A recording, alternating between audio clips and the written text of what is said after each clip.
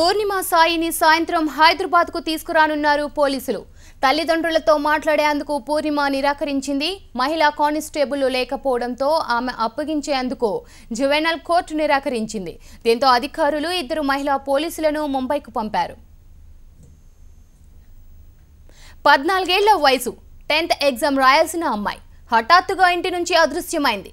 తల్లిదండ్రులు కుటుంబ సంరక్షణను కాదని ఇల్లొదిలిన ఆ అమ్మాయి ఇన్నాళ్లు సురక్షితంగా ఉండడం, ఓ ఎన్జీఓ చెంత చేరడం నిజంగా మిరాకిల్. అదే ప్రమాదంలో చిక్కుకొని ఉంటే ఆ ఊహే ఎంతో భయపెడుతోంది.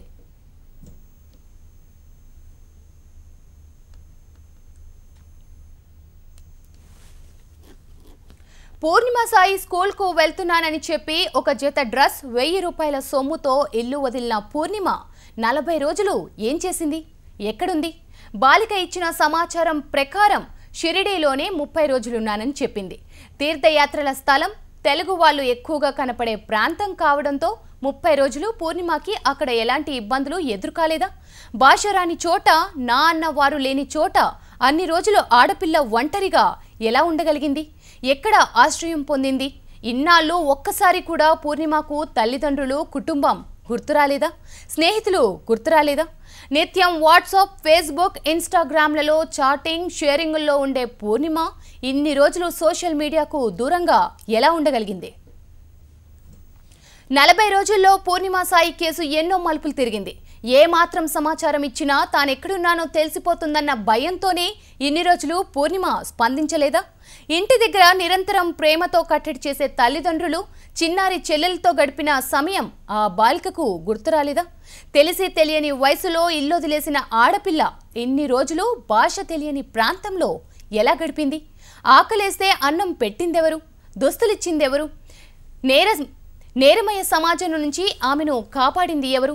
స్కూల్కి వెళ్ళిన పిల్లలు తిరిగి రావడమే గగనమైపోతున్న ఈ రోజుల్లో ఇంటి నుంచి అదృశ్యమైన ఈ చిన్నారి నెలన్నర పాటు ఎలా ఉండగలిగింది? తనకు నా అన్న వారెవరూ లేరని పూర్ణిమ చెప్పింది.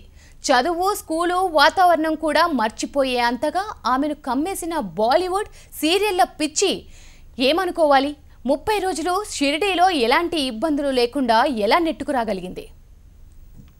10 రోజుల క్రితమే ముంబై వచ్చానంటున్న పూర్ణిమని అక్కడ ఓ సినిమా స్టూడియో ముందు తచ్చాడుతుండగా చూసిన ఓ ఎన్జీఓ సంస్థ చేరదీసినట్లు తెలుస్తోంది. పూర్ణిమ అదృష్టం బాగుంది. ఎన్జీఓ సంస్థ చేతిలో పడి బతికిపోయింది. నేరమయ సామ్రాజ్యానికి కేర్ ఆఫ్ అడ్రస్ అయిన ముంబైలో ఆమె ఇప్పటి వరకు సురక్షితంగా ఉండడం కేవలం అదృష్టం. హైదరాబాద్ నుంచి షిరిడీకి, అక్కడి నుంచి ముంబైకి ప్రయాణించడం ఓ అడ్వెంచరస్ జర్నీలా పూర్ణిమ ఫీల్ అయి ఉండొచ్చు. కానీ నీడలా వెంటాడే ప్రమాదాలను, గండాలను దాటుకుంటూ అక్కడి వరకు చేరడం కేవలం అదృష్టం మాత్రమే. ఎదిగే వయసులో ఉన్న పిల్లలను కిడ్నాప్ చేసి అసాంఘిక కార్యకలాపాలకు, అక్రమ రవాణాకు తరలించే మాఫియా గ్యాంగుల చేతిలో ఈ బాలిక చిక్కుకొని ఉంటే పరిస్థితి ఏమై ఉండేది? ఇన్స్టాగ్రామ్లో, టీవీ సీరియల్స్ నటులతో నిత్యం చాటింగ్ చేసే బాలికకి, అపరిచితులకి, తనలాంటి చిన్న వయసు వారికి ముంబై ఎంత ప్రమాదకరమైన నగరమో తెలియకపోవడం దురదృష్టకరం. ఇక దీనిపై మరింత సమాచారం మా రిపోర్టర్ రమణ అందిస్తారు. రమణ, దాదాపుగా ఈరోజు సాయంత్రం కల్లే పూర్ణిమ హైదరాబాద్ చేరుకోనున్నట్లు తెలుస్తుంది. మరి 40 రోజులు పూర్ణిమ ఎలా ఉంది, ఎక్కడుంది? దీనికి సంబంధించిన డీటెయిల్స్ ఏమైనా బయటపడ్డాయా? అంటే ముందు 10 రోజుల పాటు షిరిడీలో ఉంది. ఆ షిరిడీ నుంచి మళ్ళీ ముంబైకి వెళ్ళింది. ముంబైలోని దాదర్ వద్ద ఆమె ఒక స్టూడియో వద్ద ఉన్న టైం వెయిట్ చేసిన సమయంలో గుర్తించిన పోలీసులు మొత్తంగా ఆమెని ఒక ఎన్జిఓకి సంబంధించిన సంస్థకి చేరవేశారు. దాదర్ దొంగరి బాలసుధార్ సంబంధించిన ఆశ్రమానికి ఆమె చేర్పించారు. అందులోనే ఆమె ఉంటూ వచ్చింది. అయితే అక్కడ మాత్రం తను చాలా ఆమె చెప్తున్న వివరాల ప్రకారం అయితే తను అనాథగా అక్కడ పరిచయం చేసుకుంది. తాను సికింద్రాబాద్ తుకారం గేట్ లో ఉన్నటువంటి ఒక అనాథశాల నుంచి వచ్చినట్టుగా కూడా ఆమె చెప్పింది. చెప్పడంతో కొన్ని అనుమానాలు అయితే అక్కడ వ్యక్తమయ్యాయి. దాంతో వెంటనే వారు అక్కడ పోస్టర్లు అతికించారు. తర్వాత ఇక్కడ తుకారం గేట్ పోలీసులకు సమాచారం అందించడంతో మొత్తంగా విషయం అయితే వెళ్లి చూసింది. మనం చూస్తున్నాం ఆమెకు సంబంధించిన అనేక వీడియోలు బయటపడ్డాయి. ఆమెకు సంబంధించిన అంటే దర్యాప్తుల భాగంగా సోషల్ మీడియాలో ఆమె చాలా చాట్ చేసినట్టుగా పోలీసులు గుర్తించారు. తన స్టేటస్ లో కూడా ఆమె ప్రత్యేకంగా కొన్ని విషయాలు ప్రస్తావించింది.